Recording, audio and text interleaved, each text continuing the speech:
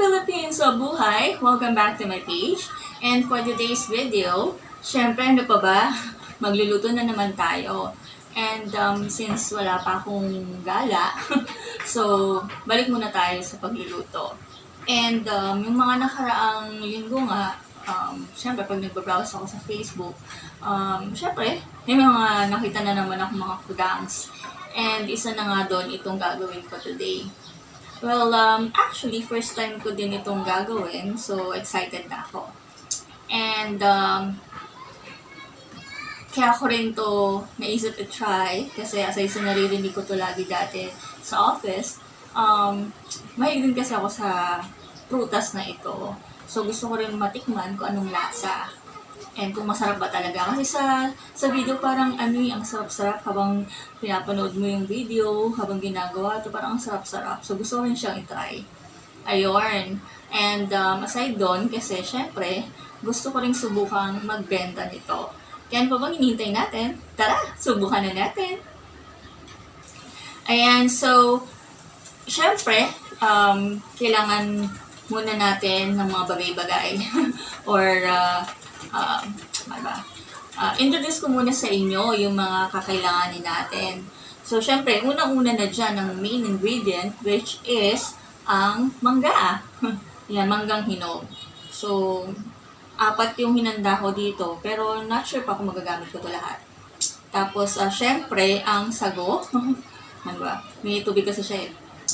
Yan, sago. Napakuluan ko na siya, so, kaya, hindi ko siya may ganun. Kasi baka matapon. Tapos, ito, yung mga gulaman. Ano tawag dito? Tama, gulaman. Nagawa ko na din sila, nabuo ko na sila. So, i-slice ko na lang mamaya. Tapos, syempre, kailangan natin ng all-purpose cream. Kailangan din natin ng condensed milk. At syempre, kailangan din natin ng balistad. Ito pala yung condensed milk. Tapos, kailangan din natin ng evap. Okay? Muna kumingay. Ayun. May pagtahol na nagaganap dito sa bahay ko. Ayun. So, going back. Ayan. So, ang gagawin ko muna is, syempre, slice ko muna yung mga kailangan. Yung gulaman at saka yung mangga. Okay? Ayan. So, ngayon, i-slice ko muna itong mga gulaman.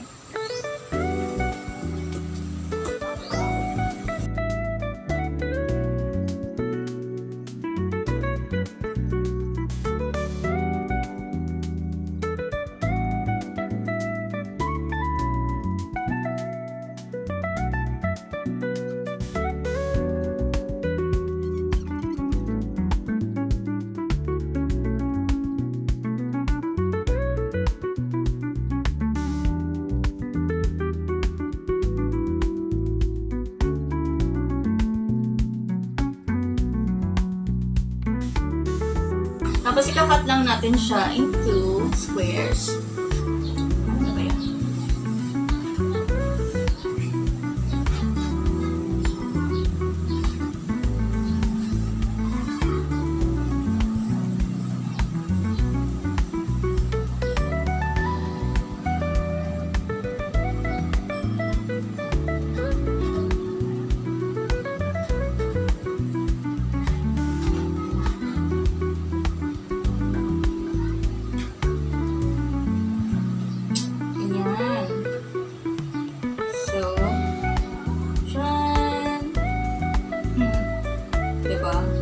Ang problema, paano ko ito ngayon tatanggalin sa vlog? So, kuha mo ng kutsara. Wait lang.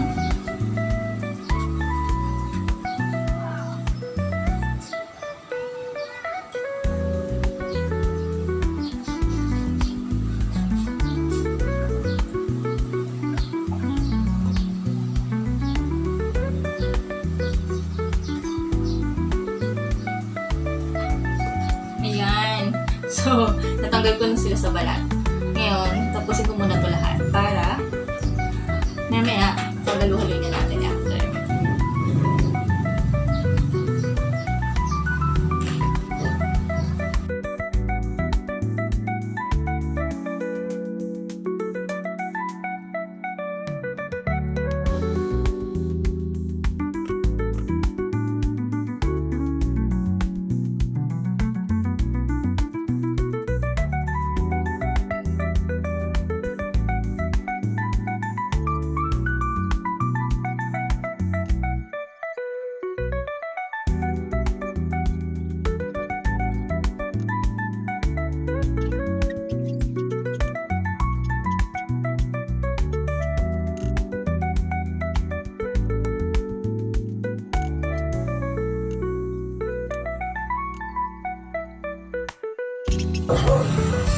Ayan. So, natapos ko na siya, guys.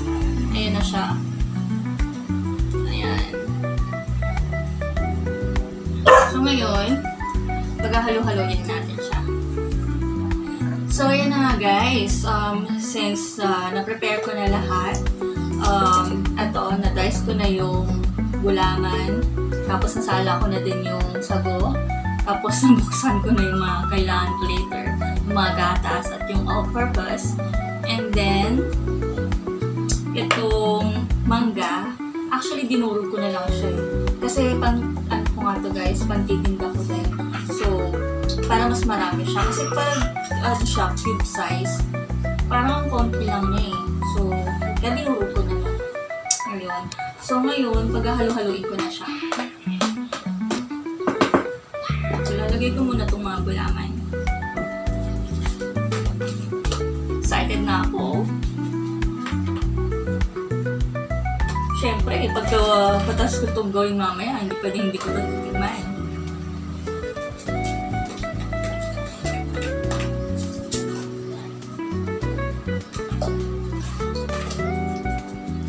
Yan, after ng gulaman, yung sago naman.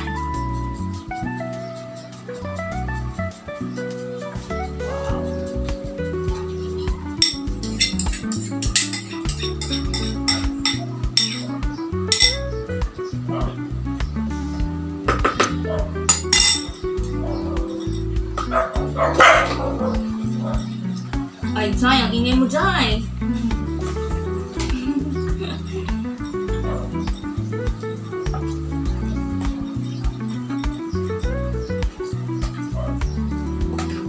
Ayan. So, nahalo ko na siya. Ngayon naman, ilalagay ko na ang kapit natin konti. Ang all-purpose cream.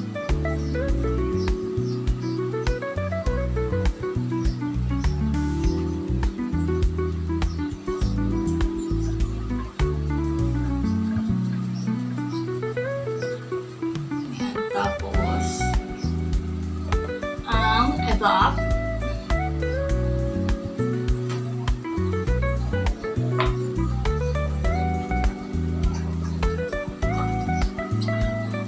Dalawang lata siya guys, pero yung naunang lata, konti na lang laman nun.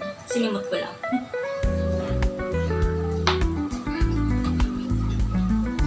And then, lastly, yung condensed milk.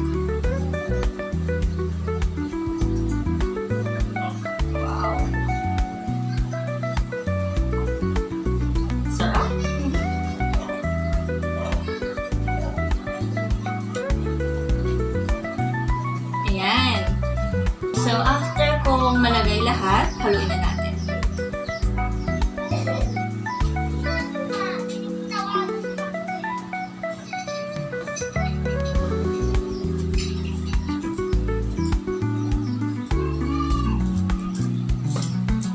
Yan, medyo malabnaw siya, guys.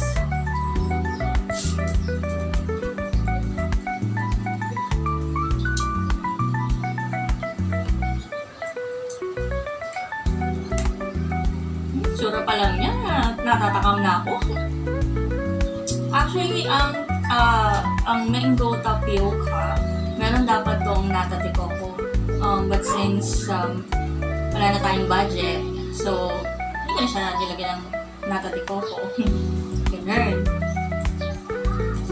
Pero kung gagawa kayo sa bahay, sa mga bahay-bahay nyo, eh, pwede nyo naman lagyan ng nata de coco para mas masarap siguro siya.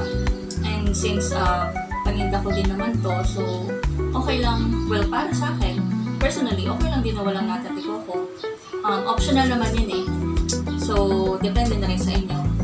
And, since tight nga yung ating budget, wala tayong sapat na or enough budget, kaya tipid-tipid mo na for now. Ayun. So, tsaka first time ko pa lang naman to eh. So, pag success, hindi ulitin natin. Ganun. Next time, pati ko na siya lagyan ng nata de coco. So, nahalo ko na siya. Ito na. Tingnan na natin kung anong lasa. Kung tama lang ba yung tamis niya, kung tama lang ba yung basta lasa. Just check. Okay. Ano ba?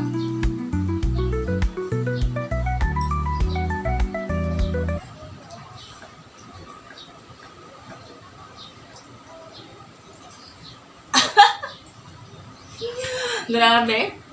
Alam nyo guys, second time ko nang gumawa ng ganito, ng dessert.